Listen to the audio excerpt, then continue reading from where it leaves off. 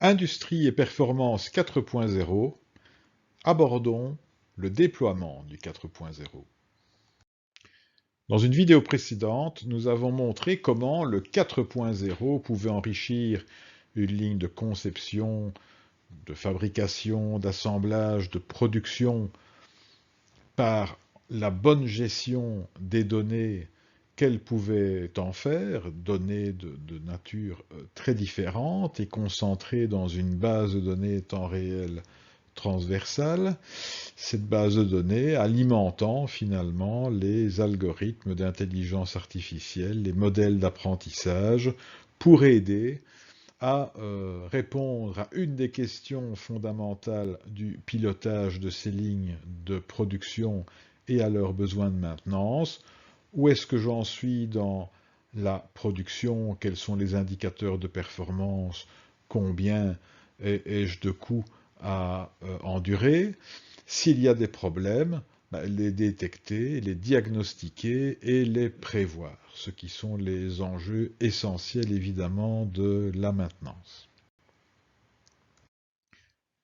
Venir greffer sur une ligne de production ces capteurs, ces systèmes d'enregistrement de données n'est certainement pas une mince affaire et c'est un vaste chantier que celui de transformer comme ça numériquement son entreprise. Il faut mesurer que le 4.0 nécessite véritablement de nouvelles compétences technologiques.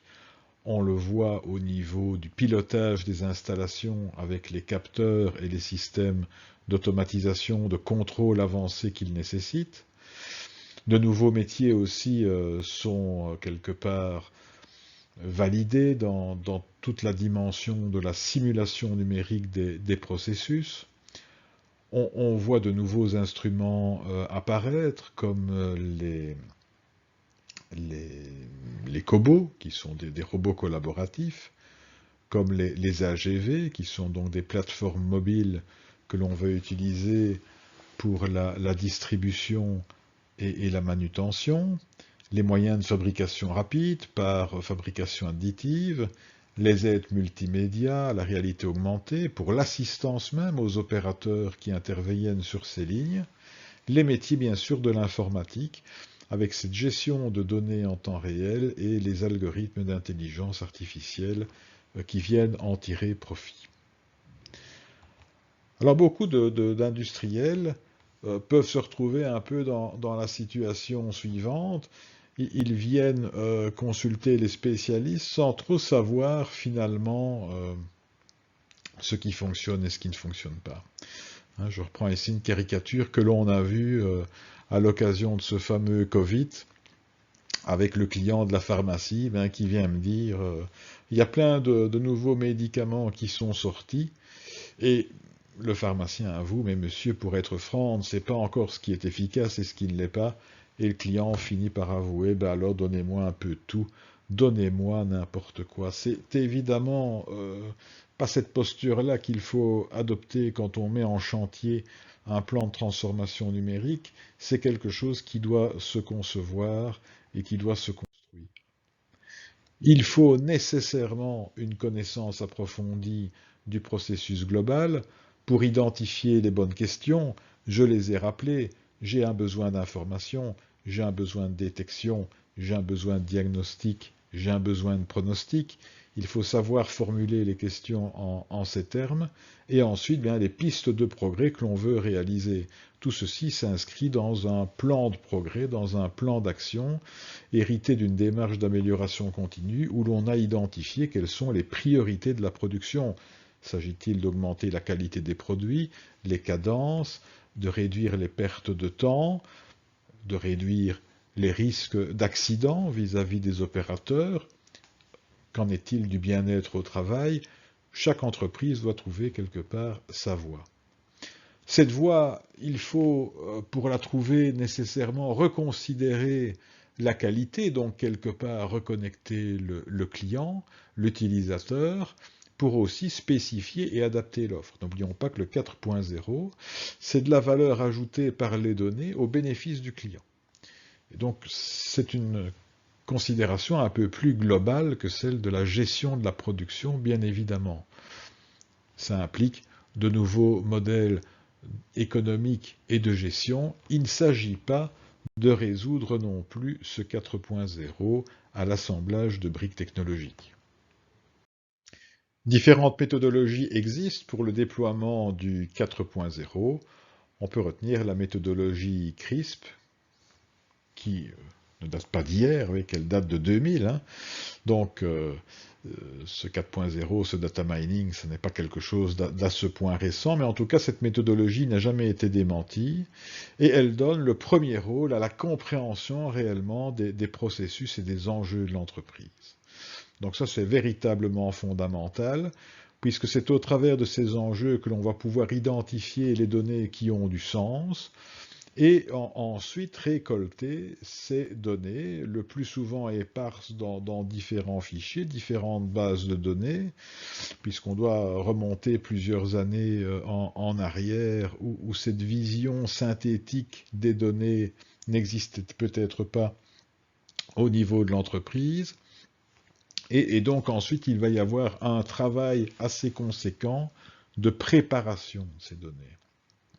Une fois que les données sont quelque part validées, que l'on a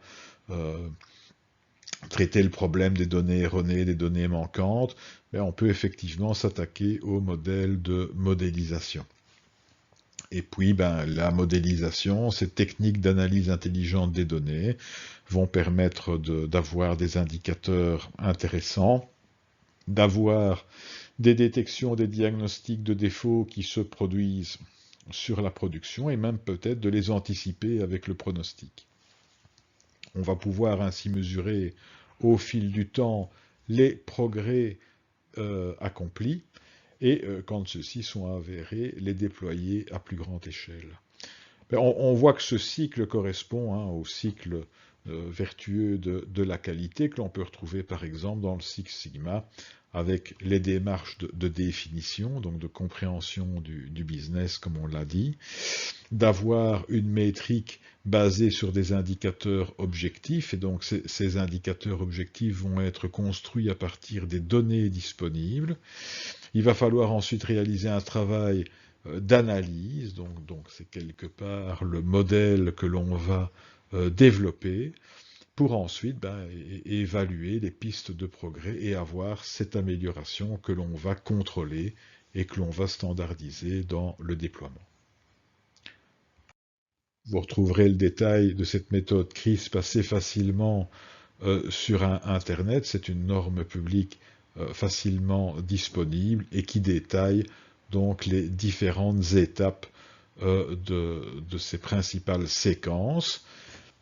Comme je l'ai dit, ça ressortit finalement à une démarche de qualité.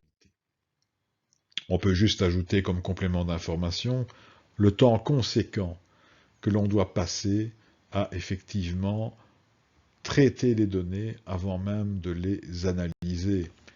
La mise en œuvre des algorithmes d'intelligence artificielle, somme toute, c'est quelque chose qui, pour les spécialistes, ne prend pas encore trop de temps. Par contre, nettoyer les jeux de données, les préparer sous le bon format, parfois prendre le temps de les étiqueter, de rappeler ce qui était du ressort du bon fonctionnement ou d'un fonctionnement en mode dégradé ou d'une panne, tout cela peut prendre énormément de temps. Et vous voyez que ici, ce qui est représenté en rose ou en rouge correspond globalement dans un projet de digitalisation, autant que l'on passe sur les données sans même les analyser.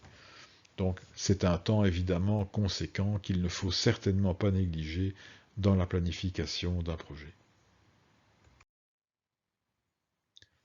Merci pour votre attention.